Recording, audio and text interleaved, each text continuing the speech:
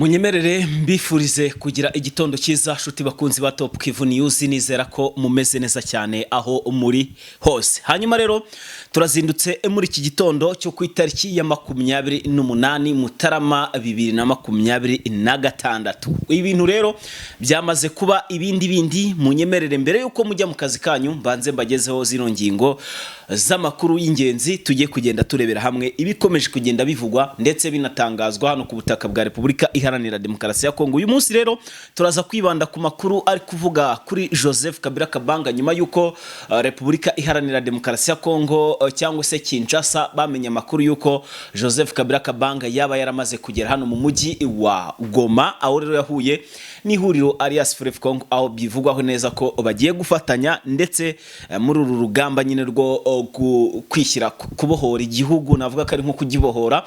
Anga rero ibintu bikaba byakomeje kugenda bigora. Namwe mu makuru mbazaniye rero nuko Tshisekedi yahise akoranya inama ni mu ijoro ryakeye ku munsi w'ejo tariki ya 27.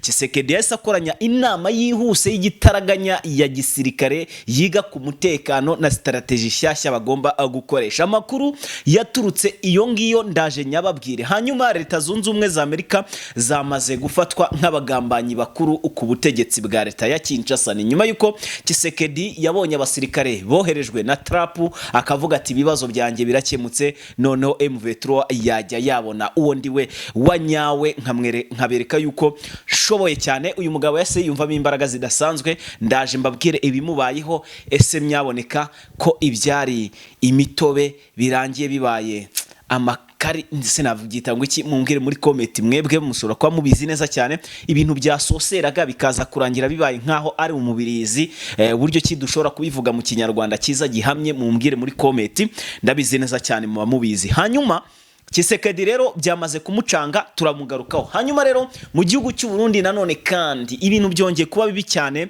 Reverend Kuriyo ndetse na President Evariste Ndayishimiye bari kugundagurana ku bwishi, barwana n'induri hasi n'induri hejuru. Ibyo byose uraje ubyumvi. Icyitwa Kabenzi gakomeje kuvugisha abeshi hano mu gihugu cy'u Burundi. Abaturage beshi kandi batangiye gukomeza kugenda bahunga hano mu gihugu cy'u Burundi, bahunga inzara, bahunga umutekano muke n'ibindi bikorwa byinshi bigiye bitandukanye. Byose ndaje mbigusobanurire, igira hino ibe hafi cyane kugira ngo udacikwa n'aya makuru. Andi makuru turakubwira ko ingabo za AFC M23 zamaze gusesekara hafi n'inkengero z'umujyi wa Uvira. Niki cyatumye abazarendo bikanga bagatangira gukina igitsi bagahunga nyuma yuko bamenya amakuru yuko intare za Sarambwe zigize gute ziri hafi n'umujyi wa Uvira. Ese Uvira yaba igiye gusubira mu maboko ya AFC M23 cyangwa se ni biraho ngaho bivugwa gusa? So rindira gato ndaje mbikugezeho neza cyane gatanu kuri Kagenzi ikako. Mu yandi makuru ndi bukubwire, ndakubwira ko muri Kivu ya ruguru, ahangaha ni mu ntara nyine ya Kivu, mu ntara Kivu y'amajyaruguru, muri teritwari ya Warikare ndetse na teritwari ya Masisi. Tugaruke gato no kuri teritwari ya Rucuro, naho nkubwire uko situation zimeze cyangwa se uko umutekano uramutse magingo ayangaya. Axe Bibogobogo, axe ni hano mu Minembwe, naho ndagaruka nkubwire uko byifashe. Ndaje gato mbisome uko namaze kuba mbyandikirwa. Hanyuma rero egera hino shuti mukunzi wacu, shuti yanjye yakadasoka, ubanze wumve aya makuru mbere yuko ujya mu kazi kawe ka buri munsi. Kandi nkomeza kukwifuriza igitondo cyiza, Imana igere mu bintu byawe, ibihezagire, ibihumugisha, maze ibyo ukora byose bigende neza cyane. Nanjye ariko mukomeza kugenda musupportinga, mufasha mukanda kuri subscribe kugira ngo amakuru nk'ayangaya nge nyabagezaho ku gihe. Birashimisha cyane iyo mbona umunsi ku munsi mukomeza kugenda mwiyongera. Hanyuma rero ndabasabye niba bishoboka ari ibintu byiza rwose mwihangane mukande kuri subscribe kugira ngo nge mbasha kubagezaho amakuru nanjye numva ndi tayari. So nkuko rero mwakomeje kugenda mubimbwira muri comment ati tuba tugukurikiranye gatanu kuri Kagenzi kakota, amakuru yacu yanyu ni meza cyane abaryoshye. Rero ndayazanye noneho, igira hino rero nyakugezeho. Hanyuma mbere ko tujya mu makuru ku buryo burambuye, munyemerere mbanze fate ku mazi, umuntu abaramukanye icyaka mwo kabyaramwe, hanyuma nze nyabagezaho aya makuru.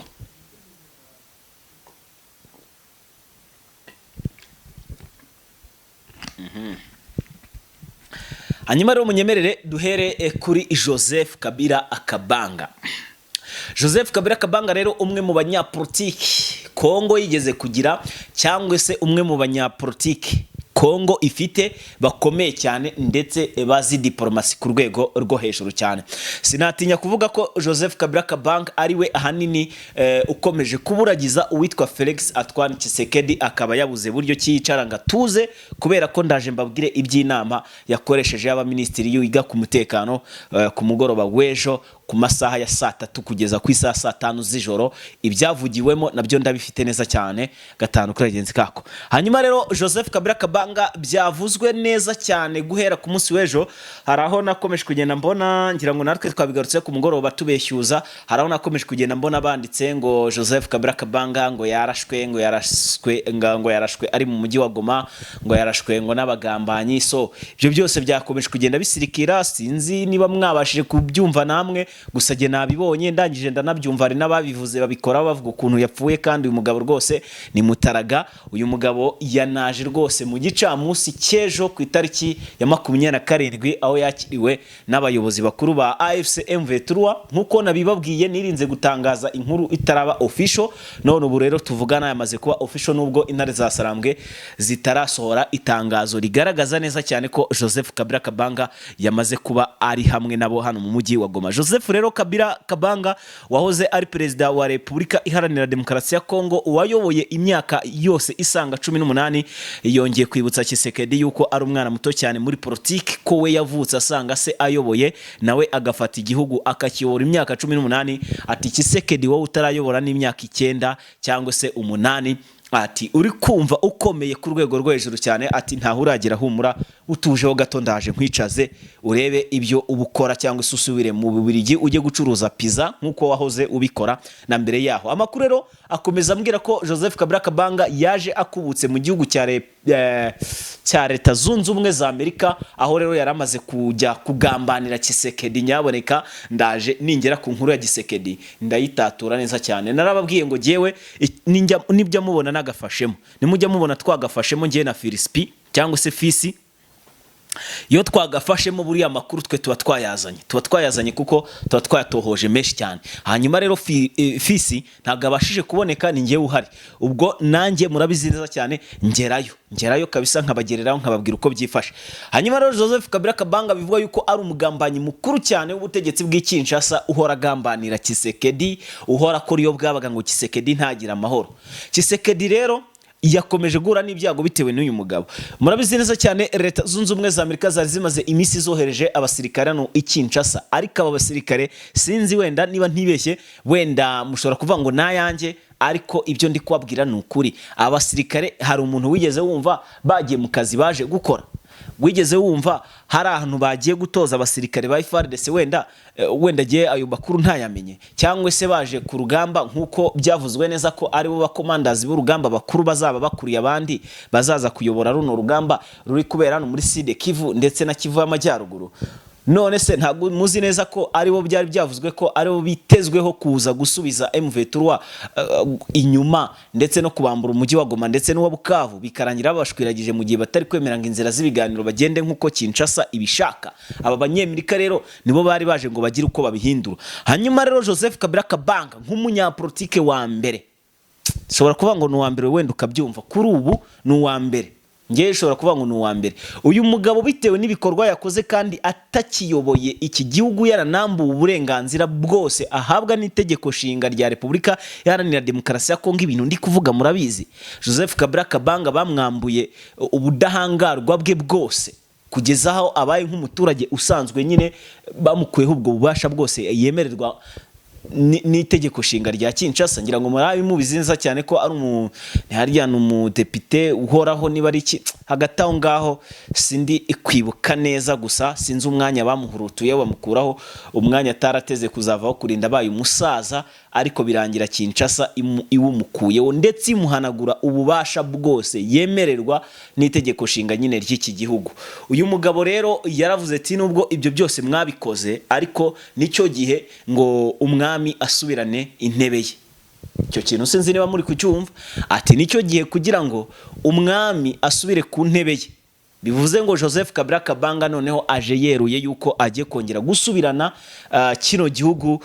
Navuga ko ari igihugu kibasiwe ahanini n'ibibazo by'intambara cyane cyane bahanganyemo na M23. Ahangaha rero Joseph Kabila Kabanga biravugwa neza ko yaje aturutse muri Leta Zunze Ubumwe za Amerika, aho yaravuye kuvugana na Perezida Trump kabisa, aho bagiye baganira ibintu byinshi cyane bigiye bitandukanye, birimo n'uburyo ki bagiye gukorana neza, kandi ko naramuka ageze ku butegetsi ayo mabuye Tshisekedi amubwira we azajya yamuha anayatunganyije, yayicukuriye yatunganye, narangiza ayamwoherereze. Ibi ngibi bishobora kubivuga ukavuga ngo nayanjye, gusa mumenye neza ko Trump yamaze guhindura ibitekerezo. Operasiyo itakiriho kurwanya M23, ahubwo byahindutse, ashobora kuza gukomeza kwikurikiranira ibihabera, hanyuma Tshisekedi inzandiko nyinshi zikandikwa nk'uko nawe ajya bigenza, arasa mu bice bihereremo M23, hanyuma M23 igashinzwa kwica abaturage iyoboye, cyangwa se abaturage bari mu gace ko M23 iyoboye. Kabila rero ibi ngibi nibyo yabanje kugira gute kujya kwitaho, kugira ngo ejo cyangwa ejo bundi hatazagira uza ngavuge ngo urumva ngo M23 ngerega buriya ngo nubwo ngo bivuga ko ngo bacunga umutekano ngo ariko baranicanga abaturage. Oya, ibyo ngibyo Joseph Kabila Kabanga yamaze kubikemura. Ikindi cya kabiri, Kabila yamaze kuba akorana n'abasirikare b'abagenerale, abakoroneli ndetse n'abandi bagiye batandukanye bakomeye mu gisirikare cya Kongo, bagiye kuza bazanye n'abasirikare bayoboye. Ahangaha bivugwa neza ko Kabila yaba yageze hano mu mujyi wa Goma azanye n'abasirikare basanga hafi ibihumbi ngo 6,327. Urumva sasa ni nkaho ari hafi ibihumbi 7. Hakaba kandi n'abandi bateganyijwe kuzahagera mu mpera z'uku kwezi turimo. Ubu ngubu mbabwiye ko urugamba Tshisekedi rugiye kumuzonga, naba mbeshye koko? Mumbwire muri comment niba naba mbabeshye. Mbabwiye ko urugamba koko nk'uko General Sultani Makenga yabivuze ko uyu mwaka ndetse kino gihe barimo ari cyo gihe bagiye kwinjira mu bihe bigoranye by'intambara kurusha ibindi bihe byose byabayeho. Ngayo nguko rero bakunzi banje, ntago byoroshye. So reka tujye ku yindi nkuru rero. Kinshasa, Tshisekedi akimenya iby'aya makuru ya Joseph Kabila Kabanga akoranye inama y'abaminisitiri yitabiwe n'uwo bita Madamu Judith Suminwa, ni minisitiri w'intebe wa Repubulika Iharanira Demokarasi ya Kongo. Ni inama rero yize ku mutekano w'iki gihugu, aho bagiye baganira byinshi cyane bigiye bitandukanye. Amakuru yamgezeho avuga ko Perezida Felix Antoine Tshisekedi Chilombo w'iki gihugu cy'u Burundi yamaze kumenya amakuru yuko Trump afite ukuntu yaba aravuganyemo na Joseph Kabila Kabanga, kubera ko buriya amabuye M23 icukura cyangwa se amabuye Kinshasa yahereza Trump, buriya na M23 yayabaha ndetse ikanayakuba kabiri, kubera ko M23 ifite amabuye menshi, menshi cyane, ndetse ikagira n'ibirombe byinshi, kandi amabuye babacukura niyo agezweho ku ruhando mpuzamahanga, ku isoko niyo agezweho. Wenda ibyo nzabishakira umwanya tubigarukeho. Tshisekedi rero abonye ko uwitwa Trump yaba amuteye umugongo, nta kindi kintu nawe yakoze usibye icyo kugira gute gutuza, akabwira umutima we ati mutima wanjye we, ati humura urashinganye kandi Imana irakubona. Tshisekedi rero kwishuro nibwo bwa mbere nakumva yakoze igikorwa atitabaje abapfumu. Nibwo bwa mbere akoze igikorwa, nubwo hari ukuntu bajya bajijisha we na Neva bagapfukama bagafata ifoto bari kubasengera, ariko burya Tshisekedi ni umwe mu bantu bizerera mu myuka itagaragara, mu myuka mibi, cyangwa se mu myuka y'imyijima nyine, abantu ubwo bigize abapfumu, abarozi, cy'ibintu birangaho bya karande bitandukanye, nibyo akunda kwikoresha. Inama rero yari yobowe na Perezida Felix Antoine Tshisekedi ndetse na Judith Suminwa, bize ku kibazo cya M23, basanga bagomba gukoresha ibitero byo mu kirere cyane kurusha uko bagaba ibitero byo ku butaka. Aba bombi rero bahurije ku kintu kimwe kigira tuti M23 dukwiye kuyitsimbura ndetse no kwitsisura, tugatabara abaturage bo mu bwoko bw'abanyamurenge n'abandi baturage batuye muri Sud Kivu. Amakuru yakomeje avuga neza ko imwe mu myanzuro ikake Tshisekedi yafashe, yavuze ko bitagomba kurenza iminsi 3 batarabombarda M23. Nyamara uyu mugabo ashobora kuba agiye gukurikiza inama mama we yamugiriye. Inama mama wa Tshisekedi yamugiriye, yamubwiye ko agomba gufata bino bisasu binini bya mezire, sinzi niba mubizi, murabizi ariko nta kuntu mwami utabizi, yarangiza akabombarida uburasirazuba bwose akica buri muturage cyangwa se buri kiremwa kihatuye akajyanayo igishyashya. Nyaboneka murumva inama z'umubyeyi, umuntu wabyaye, umuntu ufite abana, umuntu ufite umuryango, umuntu wagiye kugisaka babara akabyumva akavuga ngo bice. Birababaje cyane. Gusa wenda ibyo ngibyo mu mbabarire, hari ukuntu wenda bigira gutya, wenda bikaba byaka-affect umuntu bitewe na situation yagiye anyuramo z'ubuzima bwe bwite bwihariye, ariko ibyo bintu birababaje cyane kubera ko burya umwana aravuna cyangwa se umubyeyi nawe aravuna. Buriya nta muntu n'uyu n'umwe ku isi dukwiye ahubwo kuba twabura. Twakifuje ko twabaho imyaka ibihumbi n'ibihumbi, ariko se twabaho gute abantu nka ba Tshisekedi bakiriho? Biragoranye. Kereka no mu Rwanda niho dufite kubaho igihe kirekire cyane bitewe nuko tuyobowe neza. Hanyuma mu yandi makuru rero, Judith Suminwa uyu mudamu yavuze ko nyine ibyo bintu kandi bigomba kubahirizwa mu gihe gito cyane, ariyo mpamvu bibukije Masunzu akazi ke ndetse n'abandi bafatanyije kuyobora urugamba hano muri Sud Kivu ndetse na Kivu y'Amajyaruguru. Kandi nguko rero bakunzi bacu, bakunzi ba Top Kivu News nuko bihagaze. Hanyuma unyemerere nkubwire ko mu mujyi hano wa Uvira situation zaho nazo zidahagaze neza bitewe n'ibitero byagiye byumvikana. Intare za Sarambwe biravugwa neza yuko zamaze gusesekara mu marembo y'umujyi wa Uvira, aho rero abazarendo beshi batangiye gukina igitsi kuva ku saa 11 za mu gitondo gushyika amagingo aya ngaya, bari kwirukanka bakinagira cyane ku bwishi bahunga, ubona ko ari ikibazo gikomeye cyane. Anga rero bamakuru angiraho avuga ko intare za Sarambwe zamanutse n'amamodoka y'amajipe bavuza amahoni bagenda barasa bagira gute, maze wazarendo si ukumenya amakuru zikina igitsi, induru ziravuga, bakina igitsi bagenda babukora kuri bagenzi babo babwira ati baje.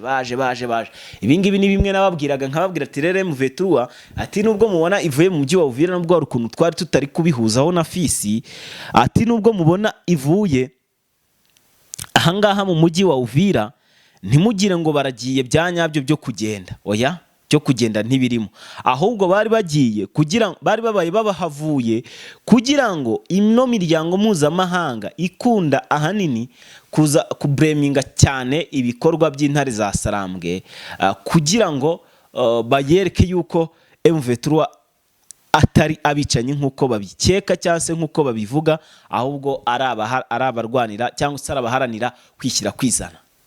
Ahangaha rero ntago bari basobanukiwe. Ubu tuvugana rero nibwo bakiri kugenda basobanukirwa nyuma yaho wazarendo na FARDC na FDLR binjiriye umujyi wa Uvira, ibikorwa bagiye bakora birimo ibyo kwica abantu, birimo ibikorwa by'ubusahuzi n'ibindi bigiye bitandukanye byagiye bigaragara hano mu mujyi wa Uvira rwagati, byakozwe n'abasirikare b'Abarundi ndetse n'abasirikare ba Kongo. Ni ibintu byinshi cyane nta tudakwiye gutindaho ko byagenze, murabizi neza cyane, si ngombwa wenda kubirambura cyangwa se kubivugaho cyane, ariko ibo tuvugana AFC/M23 mu buryo bweruye bagiye gusubira mu mujyi wa Uvira, kandi ibi bikaba ari ibintu bibabaje cyane ubutegetsi bw'Kinshasa. So nuko bihagaze. Hanyuma nyemerera gato twinjire mu Burundi, tugaruke gato dukomoza kuri Warikare tunasoza amakuru yacu, dore amasaha aba yatugendanye. Reka nongere mbanze some ku mazi wa gato nze nkubwire iby'uwitwa Reverend Kuriyo ndetse na Perezida Evariste Ndayishimiye bakomeje kugundagurana. Nyaboneka n'iri joro no mu ijoro ryakeye baracyari kugundagurana muri iki gitondo, plutôt mu ijoro ryakeye, ubwo nejo tariki 27, ubwo uno musi turi 28 turi ku saa 11 za mu gitondo, ariko ikiganiro mushobora kuza kukibona nka saa 12 zuzuye za mu gitondo. Ubu tuvugana rero Reverend Kuriyo ndetse na Perezida Evariste Ndayishimiye bari kugundagurana. Reka mbanze nkwaye amazi kugira ngo aba bagabo nze mbicareho neza cyane, nabanje gusoma amazi ifite akantu kaka energy.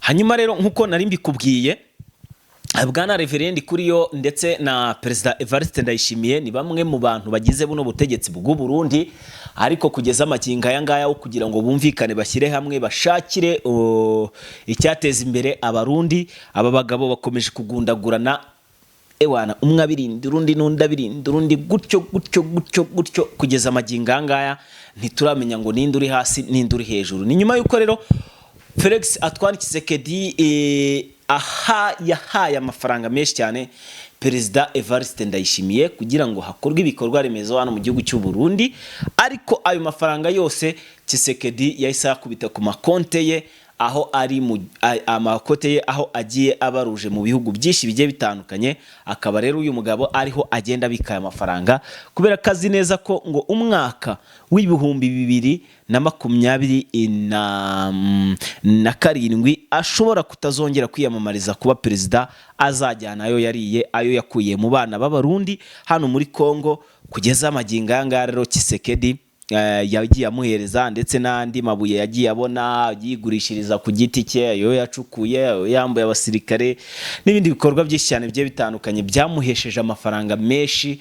Ibingibi rero bikaba bivugwa neza ko uyu mugabo adashaka kugira gute, adashaka kurekura ubuyobozi, ariko kandi ashaka kuzabuvaho ari uko agize gute, ari uko amaze kuva ku butegetsi cyangwa se amaze kubona amafaranga menshi cyane. So nuko bihagaze.